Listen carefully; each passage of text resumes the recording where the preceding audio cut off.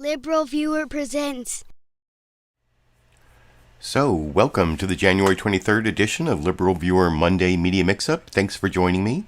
Give me a thumbs up and subscribe to the channel if you like what I'm doing here. Today I'll be picking out the 11 best, most newsworthy clips from the Sunday morning news analysis shows from the big five corporate outlets of ABC, NBC, CBS, CNN, and Fox News, the so-called corporate media here in the United States, for what should be really informative, educational, fair use media criticism and political commentary show for you all today. As you can see from the title of my video, the main topic is U.S. running out of money because we've kind of reached our debt limit. The Secretary of the Treasury, Janet Yellen, you'll see from at least one of the news summaries, has said that we ran out of money this week, but they're taking extraordinary measures to move stuff around so that we don't actually run out of money in the United States, the federal government, that is, until sometime in June. And I'll be talking about that topic, but there are also a couple other topics covered in the Sunday morning news analysis shows. The Lunar New Year shooting here in California, and I have a little bit to say about that, and I'll talk about the coverage because there was a bunch of coverage in the news summaries, and also more confidential documents, more secret documents found in a 13-hour consensual search of Biden's house by the FBI over the weekend. That was covered multiple times, and I'll talk about that when I get to it. But for my political comedy, I'm actually going to take a clip from my main topic about the debt ceiling, and I was going to take it from Saturday Night Live, but then I kind of think one of the things I do when I take comedy clips from Saturday Night Live is what Jonathan Capehart did yesterday on the Sunday show with Jonathan Capehart on MSNBC, which is to like overanalyze the joke or over-explain the joke so it's not really funny anymore. And then his summary of this is a joke from Weekend Update on Saturday Night Live on Saturday that Jonathan Capehart says is a terrific explanation of what the debt ceiling is, but it isn't really. And then he like over-explains the joke, and now I'm kind of over-explaining the clip, but I will talk about it with you a little more after we watch that together over here. You know, Congressman Boyle, I totally forgot that we have this SNL Weekend Update had a little bit about the debt ceiling, which was, I thought, a pretty terrific explanation of what it is. Watch this. The U.S. government hit its debt limit on Thursday, and the country now risks defaulting on its bills. And look, we've all been there, you know. You spend too much because life's too short, then the bill comes due, the bank won't loan you money anymore. Then you have no choice. You have to buckle down, face the music, and blow up your Staten Island ferry for insurance money. And what's funny about that is that he and Pete Davidson own one of the Staten Island ferries. But I think that's a pretty good explanation about why raising the debt ceiling is so important. And I think you mentioned it before. It's past spending, not future spending. Yeah, that's exactly right. And yeah, I mean, that is true. The raising the debt limit is to pay for past spending, not future spending. But did the Saturday Night Live joke really make that terrifically clear? I didn't think so, and I don't think it was that great. I mean, it was a joke about the Staten Island ferry that Colin Jost owns with Pete Davidson, like Jonathan Capehart said. But I don't know. Did his explanation make it funnier, and did it make the explanation terrific? No, I don't think it did. But that's my sort of political comedy to start. And I mean, the debt ceiling, the United States government spends more money than it takes in revenue. So where does it get that extra money? Well, it doesn't really go to a bank for a loan.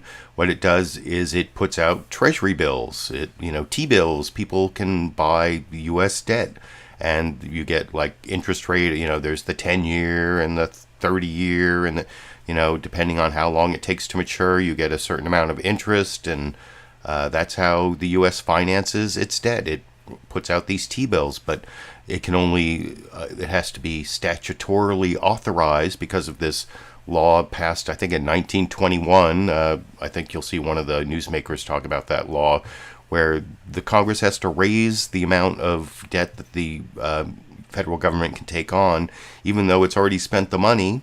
It's not getting the money in taxes. It's got to get the money somewhere. That's the only place it's going to get the money, and that's what it's all about. And did you really get that explanation from the Saturday Night Live clip? I don't think so. But now I'm going to show you the news summaries from longest to shortest. And this week, the longest news summary was from, the non-news channel, Fox News. It's more of a propaganda outlet for the Republican Party, as I say pretty much every week. And I think you can see it in the news summary. There are multiple parts of this news summary that are biased against the Biden administration. Maybe instead of pre-criticizing the clip, I will watch it with you. I'll take a couple little notes and point out those biased parts I saw earlier. And anyway, let's watch the clip and I'll tell you what they are. From Fox News in Washington, breaking overnight. At least 10 people are dead, another 10 injured after a mass shooting near Los Angeles. It happened late last night at a dance club in Monterey Park, California, close to where a Lunar New Year celebration had been taking place. Authorities say they believe the shooter is male, and at this time it appears that person is not in custody. No word yet on a motive. Deputies say they are reviewing security video in that area. Monterey Park is about 10 miles east of Los Angeles. We'll keep you updated on any developments we get in from there. Also breaking this morning, the Justice Department seized more classified documents from the president's private residence just this week. The news comes as President Biden prepares to speak in person with House Speaker Kevin McCarthy to discuss the new Congress, a range of challenges there where they disagree, and that, of course, includes the debt limit. Congress is facing a deadline to strike a deal or risk a financial crisis as the Treasury Department steps in to avoid a government default. In a moment, we will chat with two moderate lawmakers, Republican Congressman Brian Fitzpatrick of Pennsylvania and Democratic Congressman Josh Gottheimer of New Jersey. They are trying to press their way into the nation's most polarized policy debates and find solutions. But first, let's turn to Lucas Tomlinson outside the White House, where there are multiple developing stories this morning. Hello, Lucas. Shannon, the president is facing renewed criticism after more classified documents were found in his Wilmington, Delaware home. The FBI conducted the search. The president also facing a debt ceiling fight amid reports his top aide is leaving. White House Chief of Staff Ron Klain could step down in the coming weeks, the biggest administration departure since President Biden took office 2 years ago. The move was expected. Klain has been at Biden's side through the legislative triumphs of his first 2 years and through a Supreme Court confirmation, but also through major controversies, like the disastrous U.S. departure from Afghanistan. Klain may be best known for helping the president pass massive spending bills, like the $1.9 trillion COVID relief plan, the $1 trillion infrastructure bill, and the Inflation Reduction Act. Critics say the spending helped accelerate the current inflation crisis and added to the national debt. In 2000, the debt was just over $5 trillion. It's climbed to over $31 trillion today. It's money already spent, and now the U.S. is over its borrowing limit, which could put the nation's credit rating at risk. To threaten default, to threaten economic catastrophe, nobody, Democrat or Republican, should do that, no matter how much they believe in their agenda. Republicans say they want spending cuts if they're going to raise the debt limit higher. The White House says raise the limit, period. No negotiations. It is a basic responsibility that Congress has to deal with the debt ceiling. President Biden plans to huddle with top Democratic leaders at the White House Tuesday. He also plans to host Kevin McCarthy, their first meeting since McCarthy became House Speaker. McCarthy responding, President Biden, I accept your invitation to sit down and discuss a responsible debt ceiling increase to address irresponsible government spending. A White House official spinning this differently, calling it a, quote, general meeting, not a negotiation. All this while the president faces continued discussions over his handling of classified documents. The new House Majority Leader tells Fox, the rules of justice should apply to everybody equally. And in a case like this, it's one more example that they're not being applied equally to Democrats as they are to Republicans. Now, two Democratic Senators, Joe Manchin and Tim Kaine, are also calling for a full investigation. They're both up for re-election in 2024. Shannon? Lucas Tomlinson reporting from the White House. Lucas, thank you very much.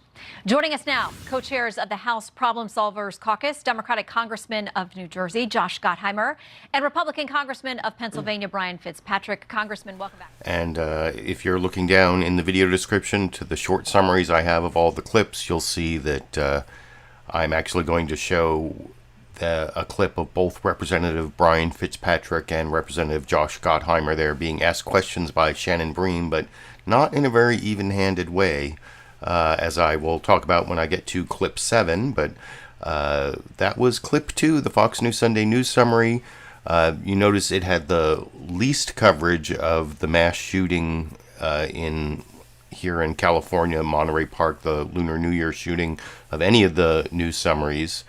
I think, except Meet the Press, I think maybe had about the same. I'll have to wait till I get there to remember. But there were a whole bunch of biased spin. There's a whole bunch of biased spin in there. There's at the beginning, Shannon Bream, you saw, talked about the Justice Department seizing documents from Biden's house. Nowhere in that summary did they mention that, actually, it was a consensual search. The Biden administration invited the FBI to spend 13 hours trying to find what they could in his house in terms of secret documents. So never mentioned it was a consensual search, used the word seized. Then when they go over like Ron Klain, the president's chief of staff, leaving, they say he presided over legislative triumphs, but they don't even mention what any of those were.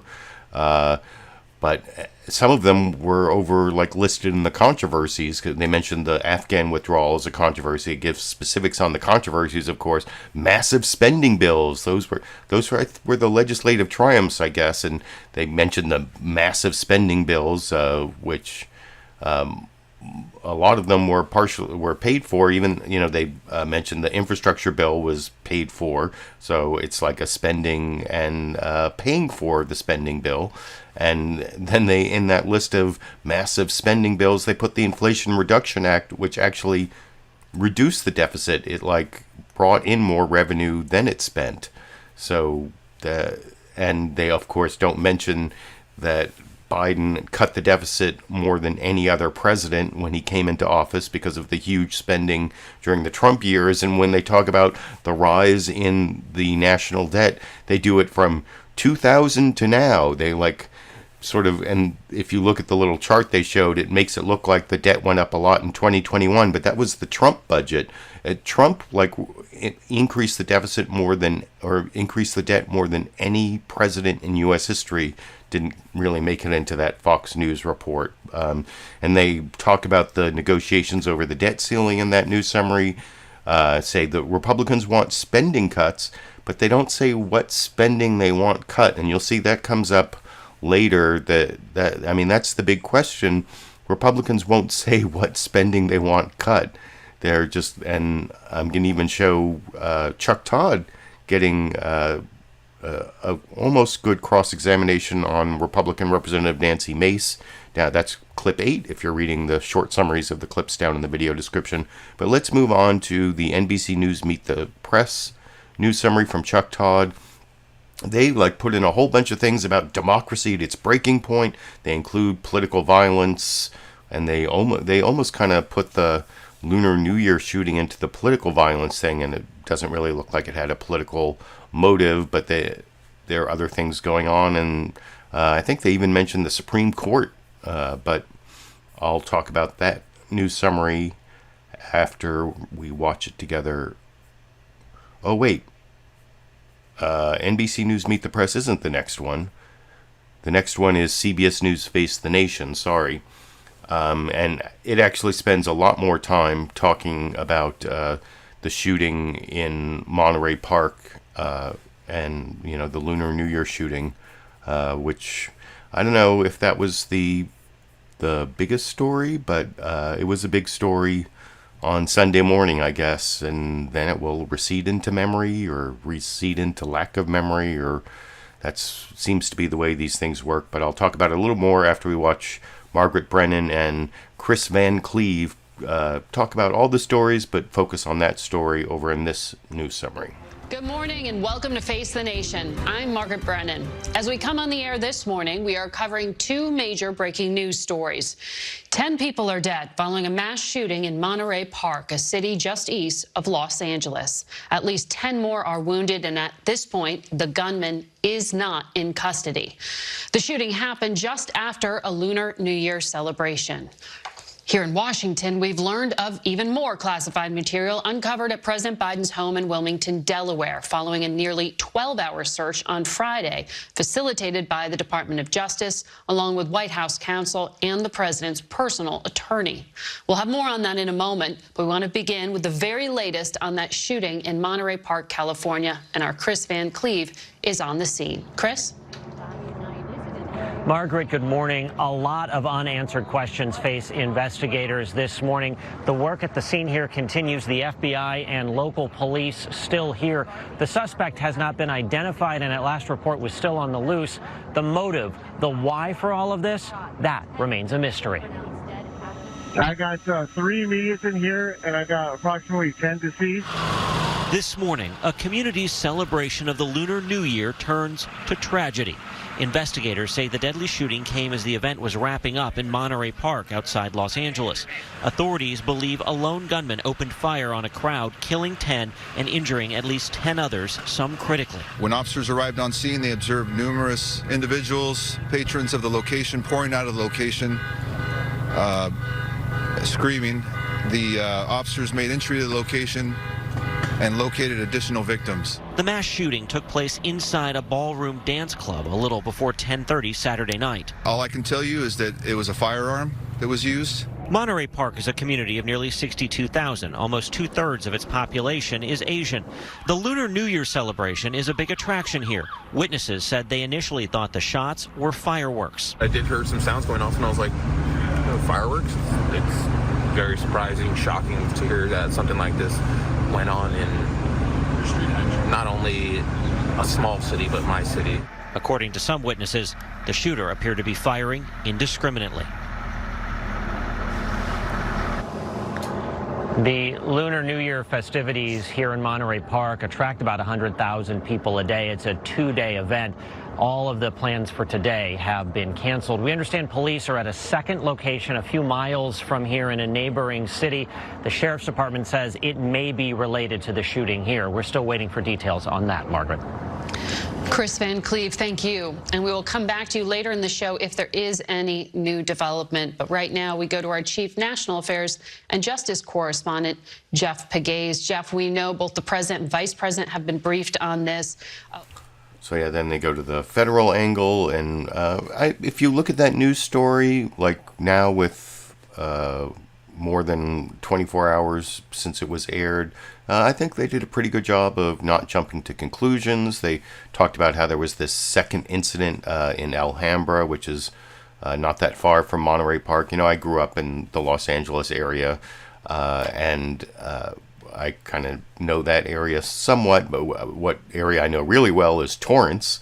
I even lived in Torrance for a while when I was a Domino's delivery driver, and that's where the alleged shooter, or the guy who they're saying did this mass shooting, he was his van was surrounded, and he eventually, they say, killed himself with a gunshot.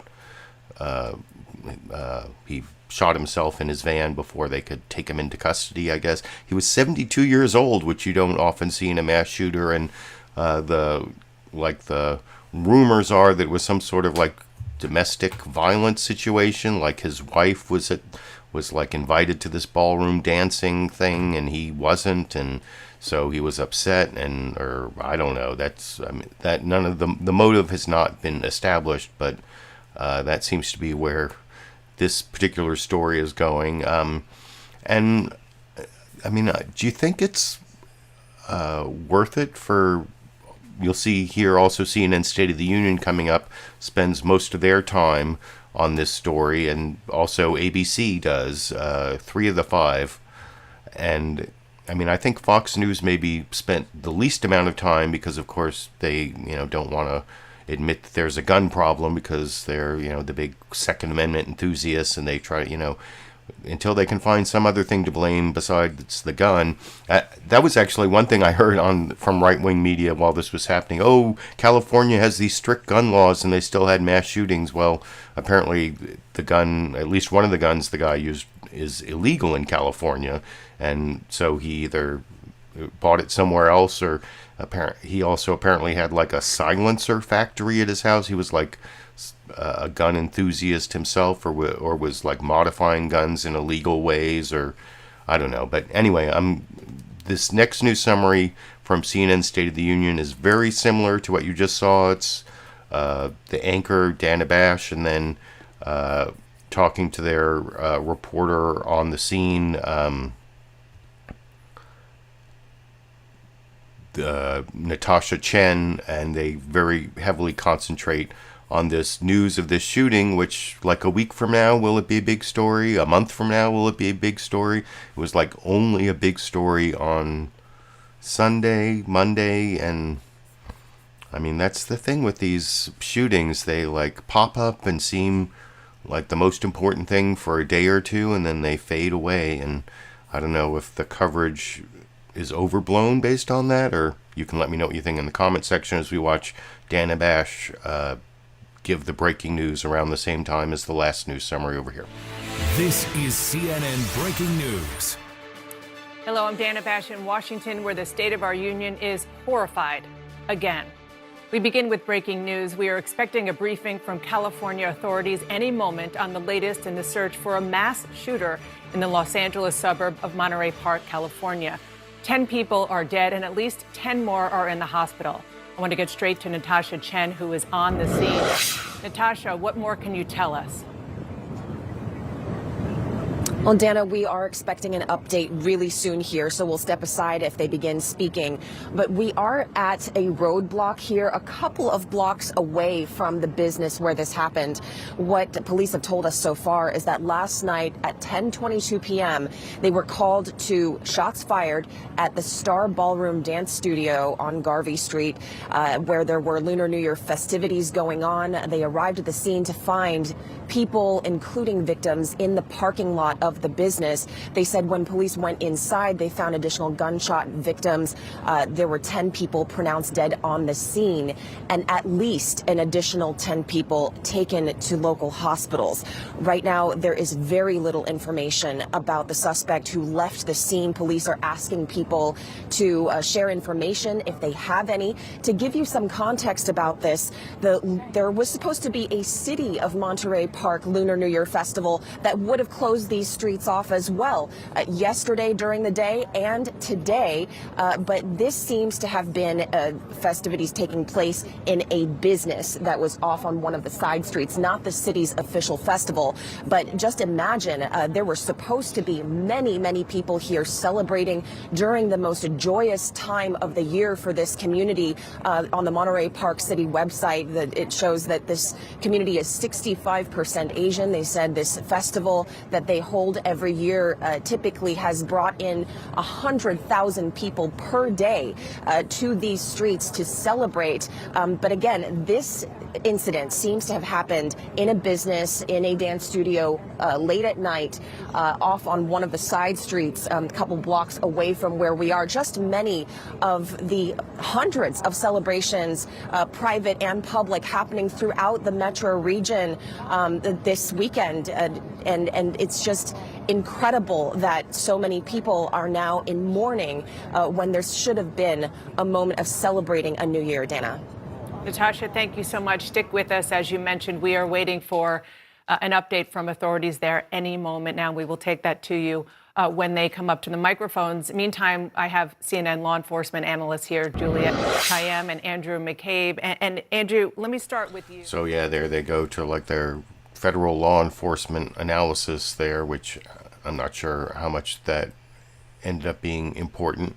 They didn't mention the second incident in Alhambra. I forgot to mention after the last clip that that second incident in Alhambra, apparently the shooter tried to go to a second location to shoot up some people, but he was disarmed by this guy who well, they're calling him a hero, and I've seen a lot of descriptions where he like risked his own life, but no, I saw his interview.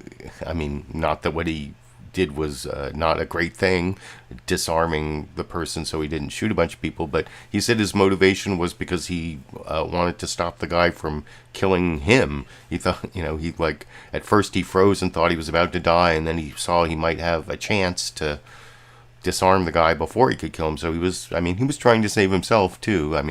That doesn't make the actions any less laudatory, but I've seen a lot of the descriptions where he like risked his life to save others, and that's not what he said in his interview. But anyway, that was the second location that was mentioned in the previous news summary.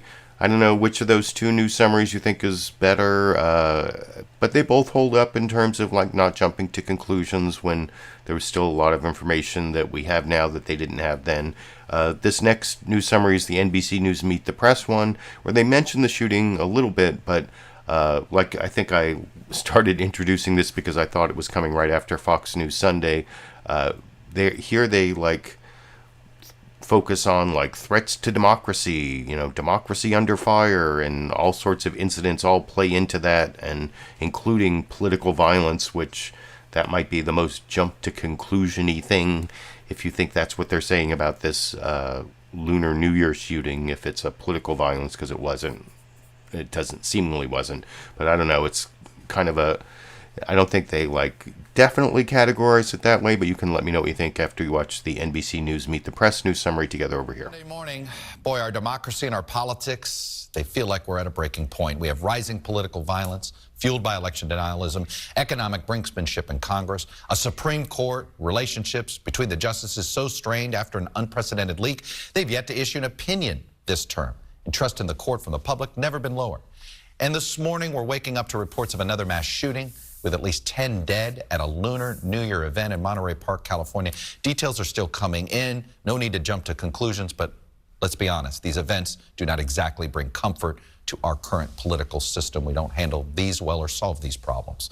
And if all of this wasn't enough, adding to this instability, we have both the current and former presidents under investigation. And on Saturday night, the White House revealed more classified information was found at Biden's Wilmington home after what was a remarkable 13-hour FBI-led search on Friday of the home of a sitting president. It wasn't a subpoena. It was a cooperative search. It was done with the president's legal team acknowledging it. They said they offered to provide prompt access to his home, and that 6 more items with classified markings were indeed found, including documents from Biden's time as a senator as well as vice president. And this FBI search comes just days after Biden said he had no regrets about how he's handled these issue of classified documents and how he's talked to the public about it, but it's likely to prompt more comparisons between the current and former presidents, though of course Mr. Trump and his advisors are also being investigated for obstructing their probe. Then we have the issue of election denialism.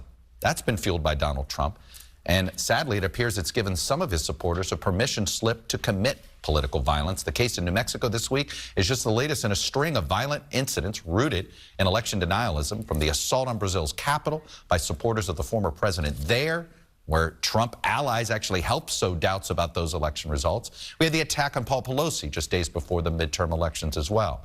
And then finally, we have this manufactured crisis here in Washington, this escalating rhetoric over the debt limit. It's a reminder of just how fractured right now the Republican Party is, because it's Republicans wanting to have this fight in an attempt to rebrand themselves as the party of fiscal discipline, if you will, after they oversaw an explosive rise in the national debt under President Donald Trump. So Republicans are trying to use this debate to try to unify them around an issue, cutting spending. Democrats, of course, now see an opportunity to paint House Republicans as extremists. The reality is, of course, at the end of the day, this debt limit is going to get raised. We just don't know how it gets done. Even Republican Senate Leader Mitch McConnell concedes this point. America must never default on its debt. It never has and never will. Should we be concerned about a financial crisis? No, I would not be concerned about a financial crisis. And joining me now is Senator Joe Manchin of West Virginia. Senator Manchin, welcome back. Sure. And I don't have any clips of Joe Manchin, although he was on a couple shows. If you want to see the full shows, you can go to the links under sources in the video description. I'm not sure what those Mitch McConnell clips added to that report. Nope. I wouldn't be worried about a financial crisis, or I don't know, whatever. But the Meet the Press news summary there did, however, include facts that I criticized other news reports for missing. They mentioned that the FBI search of the Biden home was consensual, which was missing from Fox News and some of the other news reports.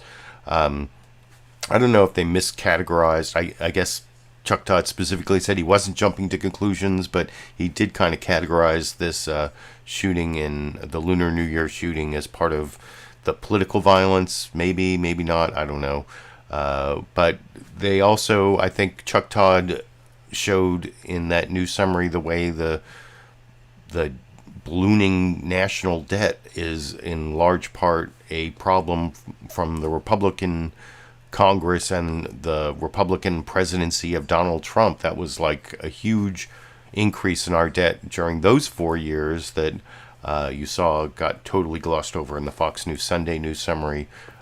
So I appreciate the extra facts that were in the NBC News Meet the Press news summary that you didn't see it. And I think it may be reported on the Lunar New Year shooting to the extent it deserved to be included in, all these much bigger stories, which will probably last longer. I don't know. You can let me know what you think. There's one more news summary. It's ABC's This Week with George Stephanopoulos. Martha Raddatz does talk about these other stories a little bit, but then they focus mostly on the Lunar New Year shooting with reporter Matt Rivers, and I'll talk about that final news summary after we watch together over here. This week, there's no there. Those were the president's words this week when he was asked about the classified documents found over the last few months at his Delaware residence and a private office in Washington, D.C. But this morning, it turns out there is even more there than first thought. Federal investigators from the Department of Justice seized more than half a dozen items from the president's Wilmington home on Friday, including some documents marked classified after an extensive but consensual 13-hour search of the property. The president's personal lawyer disclosed the information last night, saying some of the records were from Biden's time as senator and some from when he was vice president. The search of a sitting president's home dramatically escalates the political fallout, if not the legal problems, after the White House consistently tried to downplay the significance all week. We'll get to all of that in a moment, but we begin with the breaking news overnight just outside Los Angeles, where a mass shooting after a Lunar New Year festival in Monterey Park has left at least 10 dead and an additional 10 injured. Our Matt Rivers is there. Good morning, Matt. Good morning, Martha. Yeah, still very much an ongoing situation here in Monterey Park. We're just outside the scene on this side of the police tape as the investigation continues there behind me. As you mentioned, at least 10 people killed and at least 10 injured at this point. Many of them were told in area hospitals in critical condition. This after what we hear so far from officials as one gunman entered in what was described as a ballroom, a dance hall where a Lunar New Year celebration was ongoing. That is where he opened fire. The suspect opened fire, and that suspect remains at large at this point. We know that the president has been briefed by the Department of Homeland Security, the FBI also here assisting the Los Angeles County Sheriff's Department as well as Monterey Park Police. As for the motive, why all of this happened, officials still saying, Martha, it is too early in the investigation for them to comment on that at this point. Martha? Matt Rivers, thank you so much. Let's bring in our Chief Justice correspondent, Pierre Thomas. Pierre, what's happening on a federal level? So yeah, that's pretty much like the CBS and CNN news summaries, although I think they actually spent more time on the new Biden confidential documents being found, and Martha Raddatz did mention that it was a consensual search, so she fit that in as well, and but they also called it a dramatic escalation and put in some extra facts that made Biden look bad. The whole like, no, they're there, but now there's more there, and that introduction is, I mean, you can't fault ABC for not being critical of the president, as a lot of people try to say the non-Fox News media outlets I'm showing are biased towards the Democrats, which isn't really true, or I mean, sometimes you can find specific things that you might characterize that way, but there's the corporate media certainly has a lot of other biases, but partisan political bias, at least in these 4 programs, isn't really that evident. But anyway, those are the news summaries, and I don't know, is the balance in ABC, is that the right balance? They spent like of the 2 minutes 20 seconds there, it was maybe a minute and 20 seconds on Biden's the Biden document scandal, and then a minute on the Lunar New Year. Of course, they didn't really fit in the debt ceiling thing very much. I mean, and that is important. I mean, of all the stories, that one might be the one that has the most effect, especially if Republicans don't pass, hold the whole thing up so that we go past the debt limit and the U.S. starts like not making payments. Sometime in June, we run out of money. That's, U.S. running out of money. If the debt limit isn't raised and the United States can't sell more T-bills and get more money to make up for the difference between spending and revenue, then that will result in a lot of bad consequences. The U.S. credit rating would go down, and that would raise interest rates and could cause like a recession and a worldwide recession, and all sorts of bad things could happen. So that is maybe the most important story. That's why I put it in the title of my video. And now I'm going to show you some biased questioning by Fox News Sunday anchor Shannon Bream. She's got 2 like centrists, a centrist Democrat and a centrist Republican. They're part of the so-called problem-solving caucus, which means they're supposedly not the extremes from either party, and they're supposed to find centrist solutions. And here you'll see Shannon Bream, first in her introduction, she makes it seem like they must negotiate, but first of all, saying you're not going to negotiate is like an opening negotiation position, and in a way it's kind of a smart one, because you start off negotiating about whether you're going to negotiate, and so like your first concession is just agreeing to talk about things, and then they have to make a concession. So it's like starting off as low as possible. So it's actually, no negotiation is a good negotiation position, which isn't really recognized at all on Fox News. They have to negotiate. And they are already kind of negotiating, but you'll see that Shannon Bream starts off sort of assuming that there has to be negotiation, and so of course Biden is being unreasonable, and that's the questioning of Josh Gottheimer. And Josh Gottheimer at one point mentions like the possibility that Republicans are going to cut Social Security and Medicare, and of course Shannon Bream like interrupts immediately. That's not true, because that's her job to like cover for the Republicans, while she gives the Republican member of Congress, Brian Fitzpatrick, never interrupts him, even when he says, we're going to cut stuff, never asks what he's going to cut. It doesn't include Social Security, Medicare, like never follows up on that, gives him like 2 answers without ever saying any of that, which I will talk about a little more after we watch that clip together over here. You all are trying to make sure something else happens, which we don't default on our credit ratings, and you're negotiating and talking actively about the debt ceiling and a deal that could possibly come together. The White House says no negotiations at all. We know that's not practical given some of the demands of House GOP members that spending cuts and other things be included in order to get their vote. Our Edward Lawrence over at Fox Business has been reporting, Congressman Fitzpatrick, you've been working on something that would be a debt to GDP ratio potentially.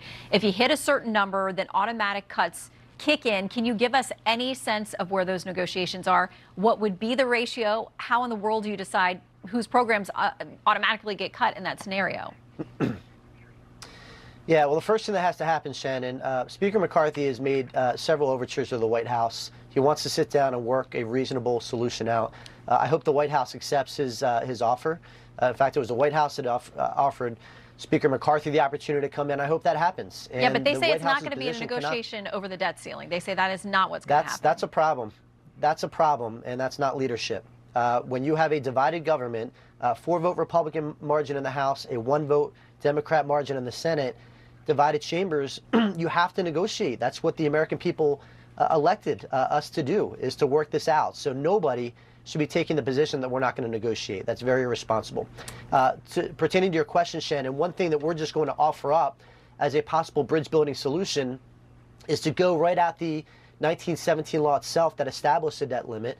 It established it as a number, a numerical dollar amount, which doesn't make any sense. We think that more practically speaking, it should be a debt to GDP ratio.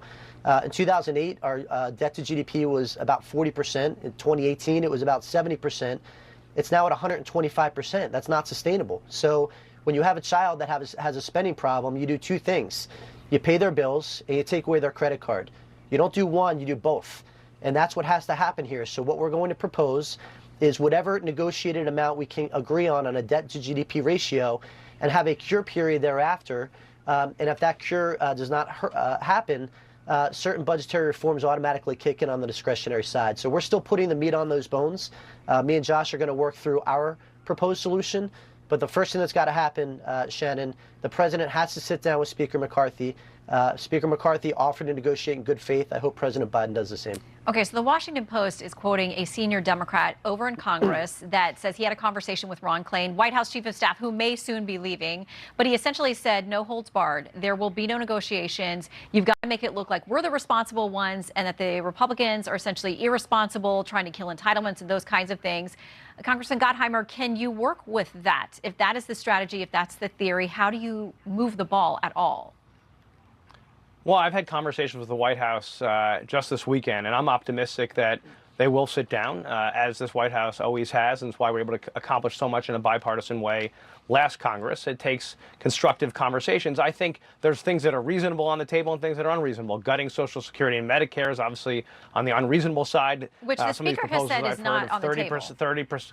Yeah, just to be clear, the Speaker has said that that's a talking point and that Republicans are not going to do that. That's by the way, that's assertion. That's good. By the way, that's great, because I don't think it should be on the table. Things like 30% sales tax should not be on the table, but there are plenty of things that should be. And Brian and I and the Problem Solvers Caucus are obviously having discussions. I think the White House, you see that Kevin McCarthy and the President will be sitting down. The Speaker and the President will be sitting down. I think that's a good thing. What we can't do is put the full faith and the credit of the United States of America at risk. We can't put people's 401ks at risk. We need to have these constructive conversations, make sure that we raise the debt limit responsibly so that people can have faith in our country and our currency. And we can also talk about our fiscal health and do that in a responsible way. I think we need to do both. And I'm optimistic that everyone will sit down, we'll work this out, because we have no other choice. We have to work this out. Okay, quickly, Congressman Fitzpatrick, with that in mind and the potential departure of Ron Klain, knowing what his strategy reportedly is, do you think his departure changes the way that you are able to work with this administration? I don't think so. Again, we're gonna let our speaker take the lead on this with his negotiations, and then Josh and I are going to offer our solution that hopefully can be constructive. But I don't believe it's going to affect our relationship with the White House, Shannon. We've had a constructive relationship with them. That's our job as representatives, no matter what party we're from, is to do our part to make government work. And we've worked well with a lot of people over there, and I expect that to continue. Well, the American people wish you well in trying to find solutions at the most treacherous problems we have now. Congressman, thank you both for joining us. We'll get it done. You bet. Thanks. Up next. So, yeah, I think my pre-criticism of that clip holds up, or you saw what I was talking about, that in the debt ceiling conversation with the Democrat and the Republican, she gave the Republican two answers, to the Democrats one, and the Democratic member of Congress there got interrupted as soon as he said something that might be harmful to Republicans. Oh, cutting Medicare, Social Security. And you recognize the first question she asked the Republican Brian Fitzpatrick was like, how do you decide what you're going to cut? And never got any answer from him as to what the Republicans were going to cut, even though he talked about this whole system to change the 1917 law. I think earlier I said it might be 1921, but the 1917 law that set up this debt ceiling that has to be raised, and like instead of making it a numerical value, making it like a percentage of gross domestic product, and then having automatic cuts, which I seem to remember from the Graham-Rudman days didn't work out too well, and sequestration and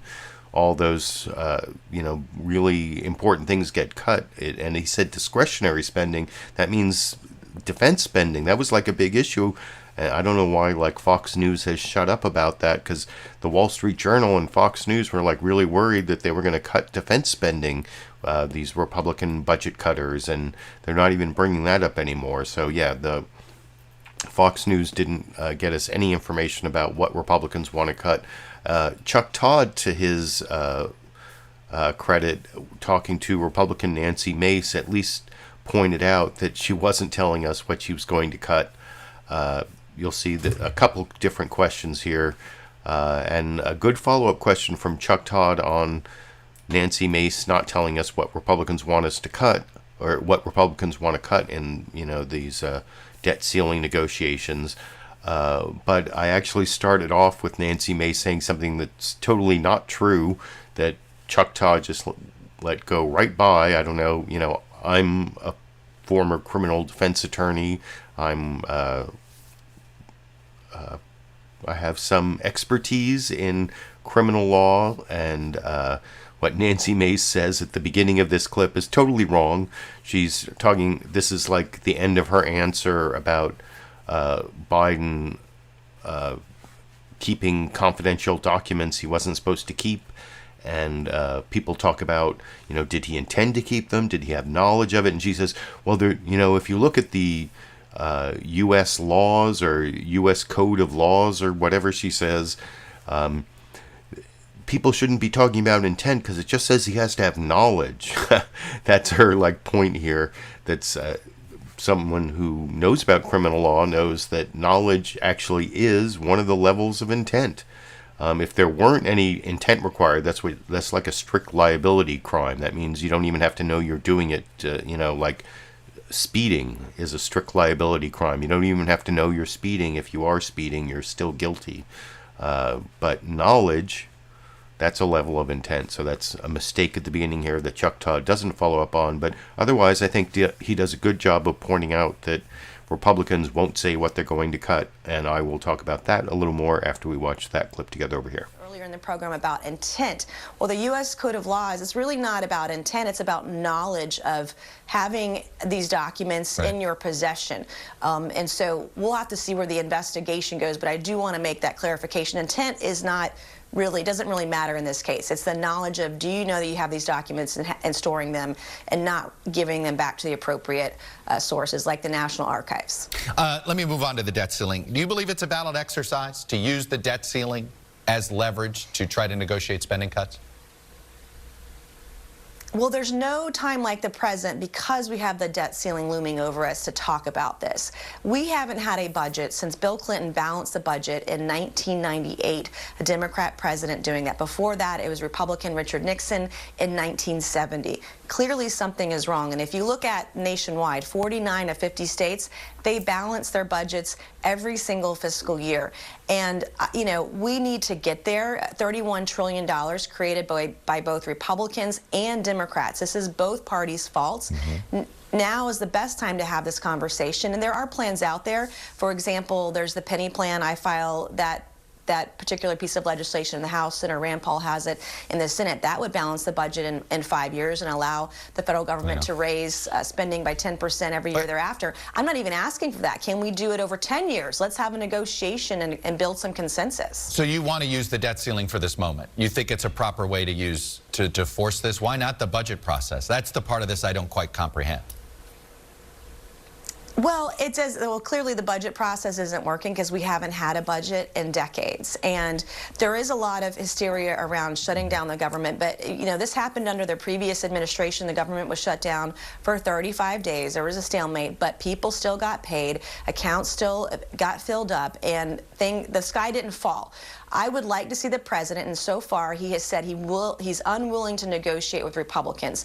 That is not how to unify our country. We are very divided right now. We have $31 trillion of debt. They're responsible thing to do would be to get to the table with Republicans and negotiate a way. How do we prioritize spending? How do we balance the budget? We're not even asking to do it in 1 year like Bill Clinton did it. Can we do it over 10 years, which would be, you know, consensus and be compromised? Do you have That's one a reasonable conversation Let me ask to you have. this. It's not.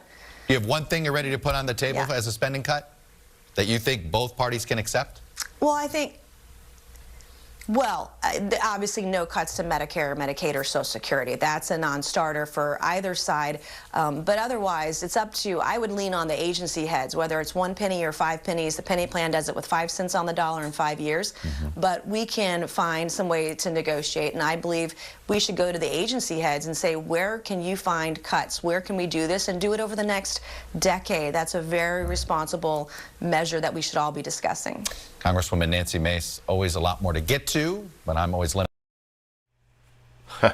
So, yeah, I think Chuck Todd, despite his reputation for not doing good cross-examinations, he at least made it clear that Republicans won't tell you what they're going to cut. They'll tell you they're not cutting Medicare, Social Security, and Medicaid, or whatever. Well, I mean, a lot of Republican governors wouldn't expand Medicaid under Obamacare, which would have given health care to a lot more people if Republicans hadn't resisted that Medicaid expansion, which would have saved a lot of lives. But a lot of people died because Republicans did that. And the thing is, if you really listen to Republicans when they talk about how, oh, we don't want to cut Social Security and Medicare, we want to save Social Security and Medicare because it's running out of money, and the only way to save it, well, according to Republicans, is to lower the benefits for people who aren't currently getting Social Security and Medicare, like in the out years, raise the retirement age or cut the benefits of people who are coming later. And that is cutting Social Security and Medicare, even though they claim it isn't. There is a better way to save Social Security and Medicare that I saw Joe Manchin mention in one of the clips I didn't take, which is there's a cap on how much of your income is subject to tax to contribute to Social Security and Medicare, and it's, I don't know, it's like $150,000. I can't. It has actually been raised a little bit. I think it used to be $85,000, $150,000, somewhere in the $150,000 range. Once your income goes above that, you're no longer paying Social Security taxes on your income. And if they just raise that cap so that rich people contributed more to Social Security and Medicare, that would go a long way towards stopping it from running out of money. But of course, raising taxes on the rich, Republicans never want to do that. So I wanted to mention that. And the next two clips are Democrats giving sort of the position of the Democrats on why it is that Republicans shouldn't be playing around with the debt ceiling. And this is Dick Durbin and Tim Kaine, both Democratic senators, talking about whether there should be negotiations or whether the Biden administration is correct to say no negotiations. And Dana Bash, to her credit, points out that Biden himself, when he was vice president, was like the point person on negotiating some spending cuts to go with a debt ceiling increase back in 2011, when he was vice president during the Obama administration. And you can see Dick Durbin responding to that on CNN State of the Union yesterday over here. Ceiling, sir. The White House insists they are not going to negotiate with Republicans who are demanding spending cuts in exchange for raising the debt limit so America doesn't default on its debt. Do you think the president should negotiate? No, absolutely not. Let's get to the bottom line here. Those who are posing for holy pictures as budget balancers, the MAGA Republicans, should note one important fact. Almost 25% of all of the national debt accumulated over the history of the United States, 230 years, was accumulated during the 4 years of Donald Trump. So the notion that there is some partisan holy position that they're taking and that they're going to fight this battle for the matter of principle When they enacted tax cuts for the wealthiest people of America during the Trump administration, they added dramatically to the national debt, which we are now facing. Having done that, they need to face the responsibility of paying for it. That is what the debt limit is about. And if we play games with this, if we delay this, if we have short-term extensions of the national debt, we run the very risk of a recession in this economy. Millions of Americans out of work and interest rates going even higher. Denying people an opportunity to buy a home or a car in this economy will be stalled. We shouldn't play games with the national debt. When Joe Biden was vice president, I'm sure you remember, back in 2011, he was the lead negotiator on negotiations for spending cuts in exchange for raising the debt ceiling. But you're saying you think it's different because of what happened during the Trump years?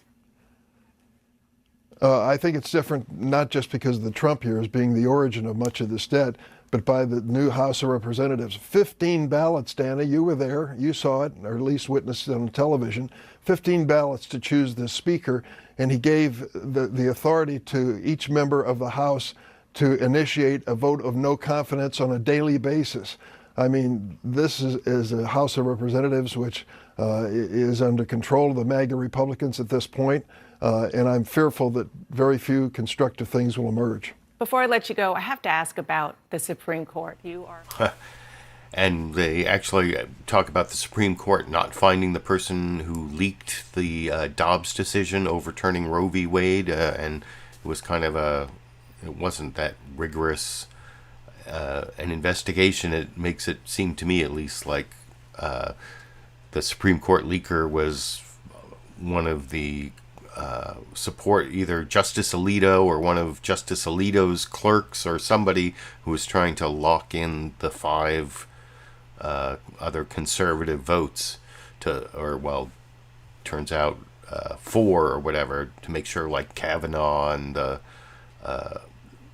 other conservative justices didn't go over with the Chief Justice Roberts. And anyway, I kind of wanted to mention that as something that happened and that was sort of added on at the end of there. But that interview question there. But I thought Dana Bash did a good job of bringing up the idea that Biden had negotiated with, or was the point person from the Obama administration negotiating spending cuts for a debt ceiling increase back in 2011. But then she sort of like gave Dick Durbin his answer. Dick Durbin talked about how Trump and the tax cuts for the rich under Trump were responsible for the ballooning deficit, among other things. But then sort of like gave him that as the possible answer. And I didn't think Dick Durbin's answer after that was all that great about, the 15 ballots to get to speaker, and they're very extreme, and they can all call for a vote of no confidence. That seemed almost like a non sequitur. But I like Tim Kaine's answer to a similar question from Margaret Brennan on CBS News' Face the Nation, and I will talk about that a little more after we watch it together over here. I want to ask you about some of the business that Congress will have to get to soon. As you know, the White House wants a clean lift to the debt limit with no strings attached. Senator Manchin said it's a mistake for the White House to refuse to negotiate with Republicans. Do you think that position is changing? Is it a mistake? Well, first, we should have a clean lift of the debt ceiling, because the 14th Amendment to the Constitution says nobody should question the creditworthiness of the United States. This is about whether the U.S. pays our credit card or not. And I don't think anyone should flirt with not paying the U.S.'s credit card, which is what Republicans are doing. So the White House position is correct. We should raise the debt ceiling. But if Republicans are saying they won't do it and they're threatening our creditworthiness because they want cuts, let them put cuts on the table. Is it the cutting Social Security and Medicare that Rick Scott wanted to do? Is it cutting aid to Ukraine in the middle of a war between a democracy and an illegally invading dictator? Let them put on the table what they want to cut so that the American public can see what their priorities are. Speaker McCarthy has said the president has invited him to speak, have a conversation, and to discuss a responsible lift to the debt ceiling. So what does that mean? How does this politically get dressed up so we avoid the cliff? Well, at first, that's a good thing. I'm very, very happy that the president and Speaker McCarthy are talking. That's really positive. How do we fix this? Jeff Merkley and I have a bill that's based upon an earlier fix that Senator McConnell led during the Obama administration when there was a similar brinksmanship around the debt ceiling. And Senator McConnell said, look, we will allow the president to raise it subject to a congressional disapproval. And that was done. And we think that should be the norm anyway. So we have a bill called the Protect Our Credit Act that would basically say the president has got to cover the debts of the United States. And if that includes raising the debt ceiling, the president can do that. But if Congress disapproves, then you can have an expedited up or down vote in Congress. And I think that's the right solution to this. So, I don't know, that worked before, averted a debt ceiling crisis in the past where the president gets to raise it and then Republican or the Congress can vote against it. I don't know. It seems like that might be a separation of powers issue, like delegating legislative authority to the executive, but I don't know, especially with the current Supreme Court. But anyway, those are the newsmaker clips on the main issue. I have one more newsmaker clip. This is Representative Mike McCall of Texas, who's on the Homeland Security Committee and is now going to be there with Marjorie Taylor Greene, who you'll see here Martha Raddatz points out is like a 9/11 truther and doesn't even point out all of her crazy opinions. But I almost took this as my political comedy clip because he says something here that I think is ludicrous based on everything I've seen about Marjorie Taylor Greene. Mike McCall in this clip claims Marjorie Taylor Greene, well, since she said you'll see in the question, she was like a 9/11 truther in like 2018 or like in the last few years. And remember, 9/11 is 2001. So, the thing he says here that I thought was so ridiculous is, well, she's matured. Marjorie Taylor Greene has matured since then. And I'm not making that up, and I'll talk about it a little more after we watch that final clip together over here. And I want to ask you a very quick question about Congresswoman Marjorie Taylor Greene, who was removed from all congressional committees in 2021.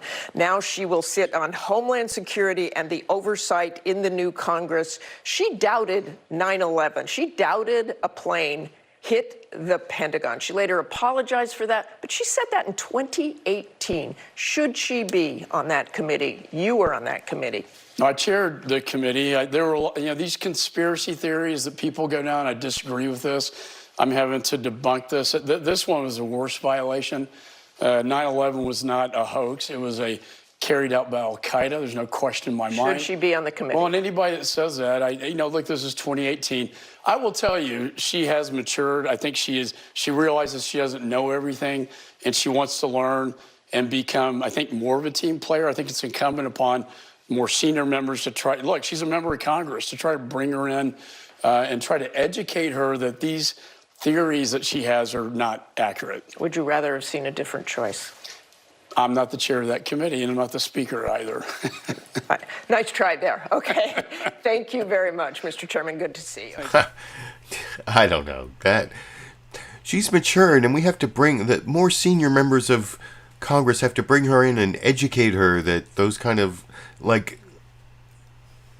there's so much conspiratorial. I mean, Kevin McCarthy is like an election denier. He went down and rehabilitated Donald Trump at Mar-a-Lago like a couple weeks after January 6th, after claiming that he bore some responsibility. He totally went and sold his soul to Donald Trump to apparently become speaker and get the support of people like Marjorie Taylor Greene, who he says he has a very strong relationship with now. So I think that maybe the educating me is going the other way, that Marjorie Taylor Greene is educating people like Kevin McCarthy as to the importance of conspiracy theories to the Republican base. But I don't think she's matured that much since 2018. I think she's pretty much set in her views. You can let me know what you think down in the comments section, and that is my final clip for